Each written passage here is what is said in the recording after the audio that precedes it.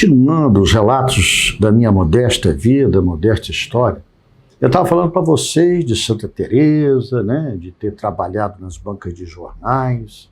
E ali de Santa Teresa eu fui estudar no Colégio Estadual Centro Interescolar Amaro Cavalcante, onde eu já contei para vocês, tivemos lá o primeiro Grêmio Acadêmico, a minha primeira apresentação em público. E agora eu começo a contar o que são os momentos mais importantes da minha vida, quando conheci Leonel Brizola e comecei a ter a minha opção política pelo trabalhismo, pelo PDT. Eu começo a história, que eu já contei em alguns momentos, mas é importante para ficar registrado, que começou a campanha pelas diretas. Nós, principalmente da área universitária, estudava na Faculdade do Centro Educacional de Niterói. Essa faculdade ficava no centro de Niterói, era vinculada à Faculdade Fluminense, e lá eu fiz licenciatura plena. Eu tenho licenciatura plena em Administração, Economia e Contabilidade. E lá eu comecei a ter assim, uma atuação mais política partidária, né? Estava, na época, se falando das anistias, luta pela anistia, liderada em São Paulo por uma companheira nossa, Terezinha Zerbini, aqui no Rio com vários movimentos, e a gente, estudantada, lutando pela democracia, lutando pela anistia, pelo direito de voto, pelas eleições diretas para presidente. E a diretora, né, a gestora da FACEI, da Faculdade de Centro Educacional de Niterói, chamava-se Mirtes de Lucas Wenzel. Eu era uma professora renomada, depois veio a ser secretária de Estado de Educação no governo Faria Lima, se não me falha a memória. Era uma mulher conservadora, mas muito correta no trato, muito direita no trato. Eu estava estudando já na Faculdade do Centro Educacional de Niterói.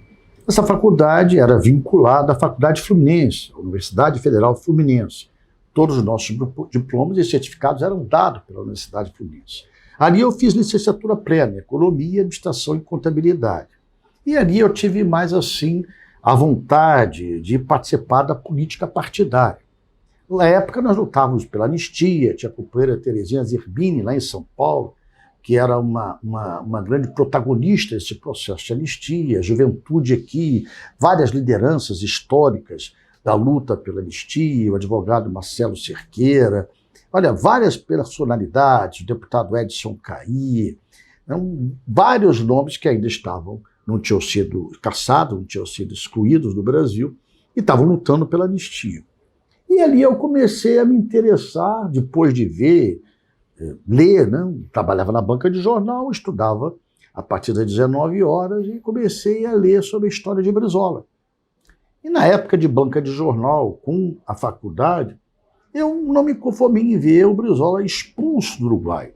Eu me lembro como se fosse hoje, uma matéria que saiu na revista Veja também, no Jornal do Brasil, contando que o Brizola tinha ido pedir asilo político na Embaixada dos Estados Unidos no Uruguai, porque ele estava ameaçado de morte. À época, aquele general, ministro do Exército, Silvio Frota, que queria ser presidente da República, naquelas nomeações dos militares, ele estava com aquela ameaça de ir atrás do Brizola onde o Brizola estivesse. E o Brizola fez o teste, ele me contou isso depois, o primeiro teste das relações de direitos humanos do presidente Jimmy Carter. E foi até a Embaixada dos Estados Unidos em Montevidéu para pedir asilo político. E ali teve o seu asilo político concedido. Ele contou depois que foi uma coincidência, na hora que ele passou o fax, naquela época era fax, para a Casa Branca para pedir o asilo político, o Jimmy Carter estava saindo do seu gabinete, aquela máquina, ficava aquele barulho enorme. Ele foi olhar e viu que era o pedido de Brizola e na hora concedeu o asilo político, né, o exílio e o asilo político ao Brizola nos Estados Unidos. E o Brizola foi para os Estados Unidos. Quando eu leio essa matéria, eu digo, meu Deus do céu, o homem já está expulso do Brasil, já foi perseguido, já foi caçado, nem fora do Brasil ele pode viver. Que sacanagem! E eu comecei a me interessar pela vida de Brizola, por consequência pela vida de Getúlio, e comecei a ler tudo que se escrevia sobre Getúlio e sobre Brizola. E passei a me interessar mais ainda, porque o Brizola foi para o exterior e ficou muito vinculado à Internacional Socialista, ficou amigo de Francisco Mitterrand, né? Ficou amigo o presidente de Portugal, à época, e de várias lideranças da Alemanha, todos vinculados à Internacional Socialista. E com isso, ele, com essa vinculação, ao partir desse exílio dele nos Estados Unidos, ele foi para a Europa, foi para Portugal com Mário Soares, que era então o primeiro-ministro de Portugal, que deu muita cobertura aos exilados. Depois, como falei, com François Mitterrand, com várias lideranças, Willy Brandt na Alemanha, e passou com isso a ter uma conotação mais forte na luta pela anistia também de fora do Brasil, que todos esses partidos da Internacional começaram a endossar a anistia, endossar os direitos políticos, o direito de voltar ao Brasil, quando Brizola fez a Carta de Lisboa, em 76.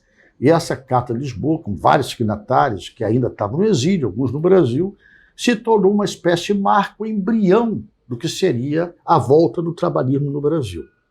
Eu olhando aquilo, curioso, né?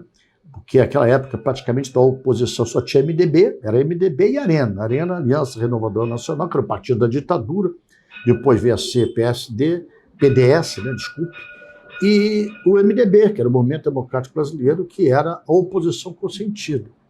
Quando eu vejo isso, eu vejo essa passagem do Brizola, enquanto a Carta de Lisboa, comecei a me inteirar mais diretamente da participação política partidária. Quando o Brizola tem anistia, ele ia voltar pelo Rio Grande do Sul, e o primeiro ato que o Brizola fez foi em São Borja, onde está lá até hoje enterrado o presidente Vargas, numa referência do maior líder do trabalhismo, que era Getúlio. Brizola ia voltar para o Brasil por Foz do Iguaçu, né? No Paraná, já que a fronteira com o Rio Grande do Sul. Eu li aquilo e resolvi com um grupo de companheiros viajar, foram 48, 46 horas, até o Rio Grande do Sul, depois de Porto Alegre a São Borja, para ver a alvorada com o Brizola. Seria uma alvorada, 6 horas da manhã. O Brizola acabou mudando o trajeto, ia voltar direto por São Borja, acabou, como já falei, voltando pelo Paraná, por Foz do Iguaçu, aí demorou, só chegou de noite. E quando ele chega, ele sobe, eu me lembro como se fosse hoje, numa veraneio, com aqueles estribos em cima, e em cima fala com uma multidão, ele estava com cabelo grande aqui, careca aqui, cabeludo atrás, falando com Getúlio, que o primeiro túmulo na entrada do cemitério que tinha era o de Getúlio. E eu fiquei impressionado com o Brizola falando com Getúlio, dizendo assim: olha, presidente, eu venho do exílio, nós vamos retomar o trabalhismo. Primeiro ato, na primeira vez que eu toco o território nacional, é render minha homenagem ao senhor, presidente Getúlio. Ao senhor, em homenagem ao senhor, nós vamos retomar o trabalhismo. Eu fiquei impressionado em ver o Brizola falando assim, como eu estou falando com vocês, com o primeiro túmulo que tinha, que era o do presidente Vargas. E aquilo me impressionou, meu Deus, o Brizola fala como se o Vargas estivesse vivo, pela maneira coloquial, pela maneira informal, né? E uma multidão, tinha naquele dia lá no cemitério de São Borja, mais de 10 mil pessoas, estava toda São Borja mais alguma coisa, porque tinha gente de todo o Brasil, né, viajando para conhecer, para ver a volta do Brizola no exílio, e aquilo me marcou a vida, porque aquilo ali foi um ato que impressionou-me pela força, pela causa. O Brizola era uma figura humana muito carismática, que falava com o coração. O Brizola não lia, não preparava, o Brizola era improviso puro. E naquele dia, como tinha que ser alvorada, eu desde manhã estava lá, querendo achar onde é que era o jazigo de Vargas, né? Porque eu imaginei. O presidente Vargas foi presidente de 30 a 45, depois de 50 a 54, o mais longevo, que mais tempo ficou na presidência da República. Deve ser um mausoléu enorme aqui, no único cemitério que tem lá em São Borja, tinha lá em São Borja. Eu procurei, tinha alguns até mausoléus com a família Vargas, mas nenhum com o nome de Getúlio. Eu vou para a entrada do cemitério, isso antes de Brizola chegar, me apoio no primeiro túmulo que estava ali, botei um pé em cima e perguntei ao rapaz que ficava na administração: onde é que está o mausoléu do presidente Vargas? Ele olhou para mim: você está pisando nele, eu estou me apoiando no primeiro túmulo, não me lembro como se fosse hoje, uma tampa de mármore branca, mais ou menos 1 metro, branca não, preta, uma foto oval do Getúlio, foto antiga dele, ainda da primeira campanha dele, e escrito: esse povo que eu já fui escravo jamais será escravo de ninguém.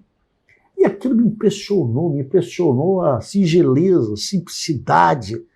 E eu olhei para o rapaz que trabalhava na administração: meu Deus, é isso aqui? Essa singeleza, de 1 metro, pensei que algum jazigo. Não, é isso aí mesmo. É simples, mas todo dia havia alguém de todo o Brasil limpar e colocar flores. Aquilo me fez retomar o seguinte: que memória tem o povo brasileiro?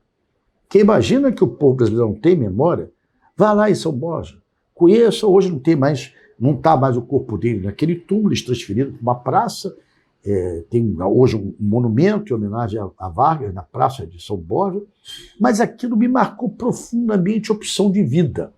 Ali, vendo o Brizola falar depois de noite, passando o dia ali no lado e vendo a simplicidade, a singeleza do túmulo de Getúlio, eu fiz uma opção de vida pelo trabalhismo, que é uma força de pensamento vinculada à história de emancipação e libertação do nosso povo, dos trabalhadores, da luta por um projeto nacional de desenvolvimento, da luta pela soberania nacional, da luta de se fazer uma nação que pertence a seu povo. Ali foi a minha aula inaugural. Ali foi o que tocou mais meu coração. A figura de Brizola em cima daquela veraneio, e a simplicidade, a singeleza do túmulo de Getúlio, na entrada do cemitério, com uma simplicidade que só os grandes podem ter, marcou minha vida e minha opção de vida. Então o trabalhismo entrou no meu coração, entrou na minha mente e entrou na minha vida na porta de um cemitério.